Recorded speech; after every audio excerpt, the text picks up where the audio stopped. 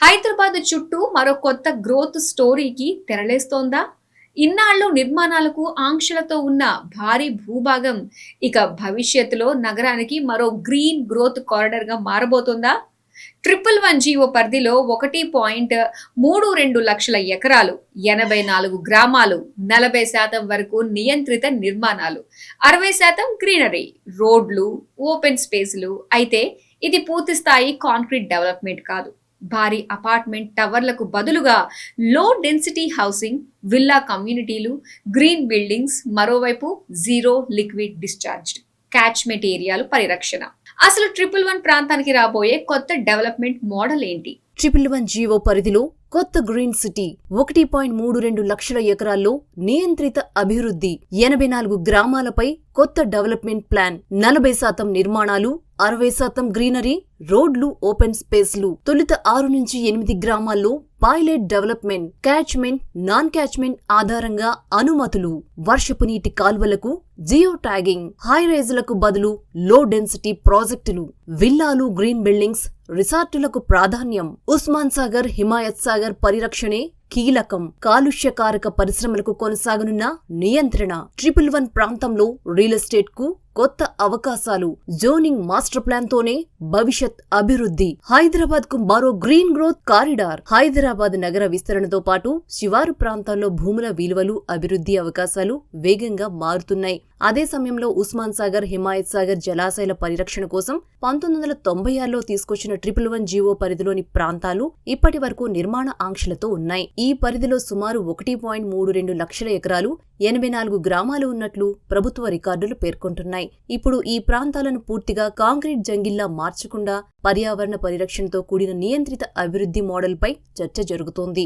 మొత్తం భూమిని నిర్మాణాలకు వినియోగించకుండా సుమారు 40% వరకు నిర్మాణాలకు, మిగిలిన 60% రోడ్లు, గ్రీనరీ, ఓపెన్ స్పేస్లకు కేటాయించే విధానాన్ని పరిశీలిస్తున్నట్లు సమాచారం. అంటే 111 ప్రాంతంలో భవిష్యత్ డెవలప్మెంట్ పూర్తిగా కాంక్రీట్ ఆధారితంగా కాకుండా పచ్చదనానికి పెద్దపీట వేసేలా ఉండే అవకాశముంది.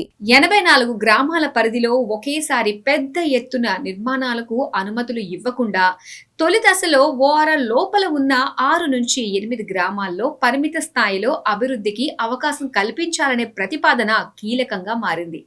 ఈ విధానం అమల్లోకి వస్తే ముందుగా ఈ గ్రామాల్లో డెవలప్మెంట్ ప్రభావాన్ని పరిశీలించి ఆ తరువాత మిగతా ప్రాంతాలపై నిర్ణయం తీసుకునే అవకాశం ఉంటుంది. అంటే 111 పరిధిలో డెవలప్మెంట్ కూడా దశల వారీగానే ఉండనుంది. 111 ప్రాంతంలో భూమి అభివృద్ధికి ఇకపై కేవలం రోడ్డు కనెక్టివిటీ మాత్రమే కాదు, క్యాచ్మెంట్ స్థితి కూడా అత్యంత కీలకంగా మారనుంది. వర్షపు నీరు నేరుగా ఉస్మాన్ సాగర్, హిమాయత్ సాగర్ వైపు వెళ్లే ప్రాంతాలను ప్రత్యేకంగా గుర్తించనున్నారు. జలాశయాలకు సహజ నీటి ప్రవాహం లేని నాన్ క్యాచ్మెంట్ ప్రాంతాల్లో అభివృద్ధికి ఎక్కువ ప్రాధాన్యం ఇచ్చే అవకాశం ఉంది. అంతేకాదు, సహజ వర్షపు నీటి కాలువలు నిర్మాణాలతో కనుమరుగు కాకుండా వాటిని మ్యాపింగ్ చేసి జియో ట్యాగింగ్ చేయనున్నారు. 111 ప్రాంతంలో రాబోయే అభివృద్ధి సాధారణ హైదరాబాద్ తరహాలో ఉండకపోవచ్చు. భారీ హైరేజ్ అపార్ట్మెంట్లు, పెద్ద కాంక్రీట్ కాంప్లెక్స్లకు బదులుగా విల్లా కమ్యూనిటీలు, గ్రీన్ బిల్డింగ్స్, రిసార్టులు, తక్కువ జనసాంద్రత కలిగిన హౌసింగ్ ప్రాజెక్టులకు ప్రాధాన్యమిచ్చే అవకాశముంది. దీంతో హైదరాబాద్ దక్షిణ, పశ్చిమ శివార్లు ప్రత్యేకమైన లో డెన్సిటీ అర్బన్ జోన్ గా అభివృద్ధి చెందే అవకాశాలు కనిపిస్తున్నాయి. నిర్మాణాలకు అనుమతులు ఇచ్చినా మురుగునీటి విషయంలో మాత్రం కఠిన నిబంధనలు ఉండనున్నాయి. విల్లా ప్రాజెక్టులు, రిసార్టులు, కమర్షియల్ ప్రాజెక్టులు తమ పరిధిలోనే మురుగునీటిని శుద్ధి చేసి తిరిగి వినియోగించుకునే జీరో లిక్విడ్ డిశ్చార్జ్ వ్యవస్థను ఏర్పాటు చేయాల్సి ఉంటుంది. అంటే శుద్ధి చేయని మురుగునీరు బయటకు వెళ్లకుండా గార్డెనింగ్, ఫ్లషింగ్ వంటి అవసరాలకు శుద్ధి చేసిన నీటినే తిరిగి ఉపయోగించాలి. అభివృద్ధికి అవకాశం ఇచ్చినా పర్యావరణానికి హాని చేసే కార్యకలాపాలకు మాత్రం వెసులుబాటు ఉండకపోవచ్చు. ప్రత్యేకంగా కాలుష్యకారక పరిశ్రమలు, రసాయన పరిశ్రమలు, రెడ్ కేటగిరీ కార్యకలాపాలపై నియంత్రణ కొనసాగించే అవకాశం ఉంది. అంటే రియల్ ఎస్టేట్ అభివృద్ధి జరిగిన జలాశయాలు, పర్యావరణంపై ప్రభావం చూపే పరిశ్రమలకు మాత్రం బ్రేక్ కొనసాగనుంది.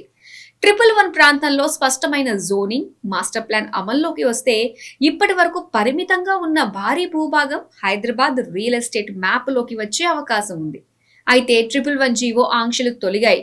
ఇక ఎక్కడైనా నిర్మించుకోవచ్చు అనే పరిస్థితి మాత్రం ఉండదు. భూమి విలువను నిర్ణయించటంలో జోనింగ్, క్యాచ్మెంట్ స్థితి, రోడ్డు కనెక్టివిటీ, డ్రైనేజీ, నీటి వసతులు, అధికారిక అనుమతులు కీలకంగా మారనున్నాయి. ఓఆర్ఆర్ చుట్టూ ఇప్పటికే భారీగా అభివృద్ధి జరుగుతుంది. ఇలాంటి సమయంలో 111 ప్రాంతాల్లో నియంత్రిత అభివృద్ధి మోడల్ అమల్లోకి వస్తే హైదరాబాద్ దక్షిణ, పశ్చిమ శివార్లలో మరో భారీ గ్రోత్ కారిడార్ ఏర్పడే అవకాశం ఉంది.